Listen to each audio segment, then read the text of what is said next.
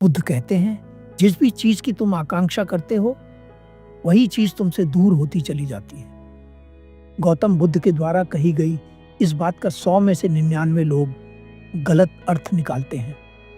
वे सोचते हैं कि इसका अर्थ यह है कि हमें आकांक्षा करनी ही नहीं चाहिए। किसी भी चीज की आकांक्षा करना गलत है, परंतु बुद्ध यहाँ पर यह नहीं कह रहे हैं कि आकांक्षा मत करो, क्योंकि अगर आकांक्षा करना बुरा होता तो बुद्ध खुद सिद्धार्थ से बुद्ध ना हो पाते, अपने दुखों से मुक्त ना हो पाते।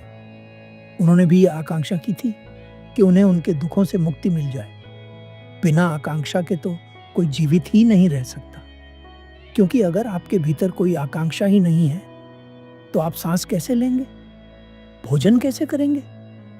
बिना इच्छा के तो व्यक्ति हिल भी नहीं सकता। अब आप लोगों के मन में यह प्रश्न उठ रहा होगा कि इस सूत्र का सही अर्थ क्या है। तो यदि छोटी सी कहानी आपके इस प्रश्न का उत्तर है। एक बार एक व्यक्ति एक बौद्ध भिक्षु से पूछता है, मुनिवर, बुद्ध ने कहा है कि इच्छाएं ही सभी दुखों का कारण है। मैंने बुद्ध की बात मानकर अपनी सभी इच्छाएं त्याग दी, परंतु मेरे जीवन में अभी भी दुख है। क्यों? वे बौद्ध भिक्षु मुस्कुराते हैं और कहते हैं, भंते, कभी कभी किसी बात को समझने के लिए हमारी समझ भी कम पड़ जाती है। हम शब्दों को तो पकड़ लेते हैं, परंतु उन शब्दों के पीछे छिपे सत्य को नहीं देख पाते, क्योंकि हम बहुत जल्दी निष्कर्ष पर पहुंच जाते हैं। तथागत बुद्ध ने तो यह भी कहा है कि तब तक किसी बात पर विश्वास मत करो जब तक कि वह तुम्हारा खुद का अनुभव न बन जाए। क्या तुमने यह अनुभव किया है कि तुम्हारी इच्छाएं ही तुम्हारे दुखों का कारण है? वह व्यक्ति कहता है, नहीं मुनिवर, इस बात पर तो मैंने कभी ध्यान ही नहीं दिया, परंतु एक बात मुझे स्मरण है कि कभी कभी मेरी इच्छाएं मेरे दुख का कारण होती हैं और कभी कभी नहीं। वे बौद्ध भिक्षु उस व्यक्ति से कहते हैं, क्या तुमने इस बात पर कभी चिंतन किया कि ऐसा क्यों होता है? वह व्यक्ति कहता है, नहीं मुनिवर, मैंने कभी भी इस बात पर चिंतन नहीं किया, परंतु मैं जानना चाहता हूं कि मेरे साथ ऐसा क्यों होता है।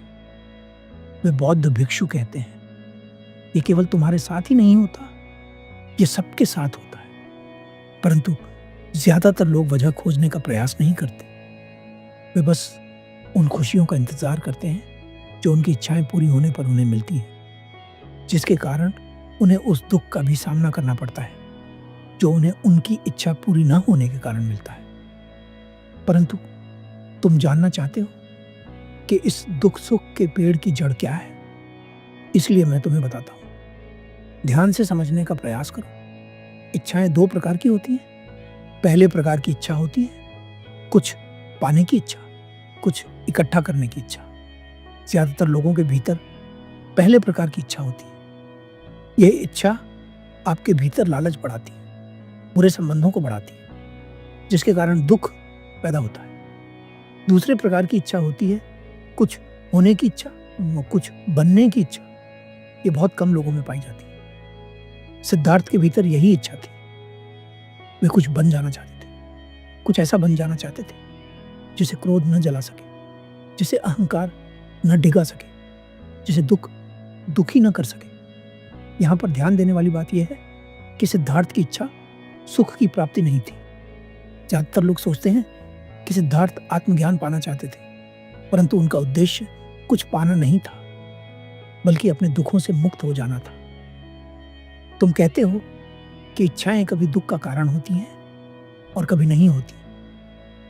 ऐसा इसलिए होता है क्योंकि कभी तुम्हारे भीतर ऐसी इच्छाएं पैदा होती हैं जो तुमसे कुछ पाने को कहती हैं, कुछ इकट्ठा करने को कहती हैं, और ज्यादातर स्थितियों में तुम उस लायक नहीं होते कि तुम वे पा सको जो तुम्हारी इच्छा है।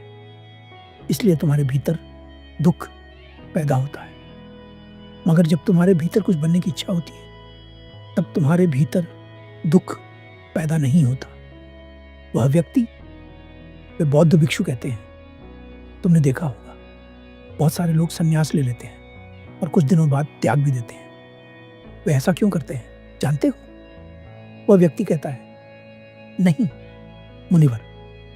वे बौद्ध भिक्षु कहते हैं, वे ऐसा इसलिए करते हैं क्योंकि उनकी इच्छा सन्यासी बनने की नहीं होती, बल्कि उस आदर को प्राप्त करने की होती है जो एक सन्यासी को मिलता है। इसलिए वे ज्यादा दिनों तक सन्यासी नहीं रह पाते। यह सूत्र अपने जीवन में हमेशा याद रखना। हम वो कभी नहीं बन सकते जो बनने की हमारे भीतर आकांक्षा नहीं है, और हम वो कभी नहीं पा सकते जिसे पाने के हम लायक नहीं हैं। इसलिए आकांक्षा करनी ही है तो लायक बनने की करो, न कि कुछ पाने की।